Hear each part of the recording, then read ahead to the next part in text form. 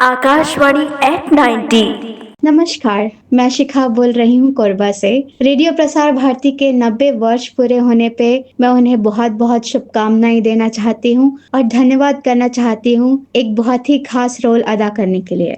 आज के दौर में जब स्पॉटिफाई और यूट्यूब पर हमें अनगिनत विकल्प और स्किप की सुविधाएं मिलती है, रेडियो वो है एक जगह है जहाँ स्किप नहीं है और हम स्किप करना भी नहीं चाहते। पॉडकास्ट के इस जमाने में जहां अक्सर ड्रामा, कंट्रोवर्सीज, ऊंची नीची बातें, पॉलिटिकल एजेंडा सुनाई देते हैं, रेडियो अलग है। रेडियो एक सुकून है, यह एक शांति है जहां हमें सीख मिलती है और एक एजुकेशनल प्लेटफॉर्म है। और फिर वो एक जादुई पल आता है जब हमें अचानक से रेडियो पर एक पुराना गाना सुनाई देता है जिसे हमें लंबे अरसे से ना सुना हो, और वो चेहरे पे मुस्कान आ जाती है और हम उसके साथ गुनगुनाने लगते हैं और वो जो खुशी मिलती है वो एक पुराने दोस्त की झप्पी की तरह लगती है जो कि बहुत ही खास है। और ये एहसास स्पॉटिफाई का कोई भी एआई शफल नहीं बदल सकता, रिप्लेस कर सकता है। हालांकि आजकल मैं रेडियो सिर्फ अपने कार के जर्नी पे सुनते हूँ, पर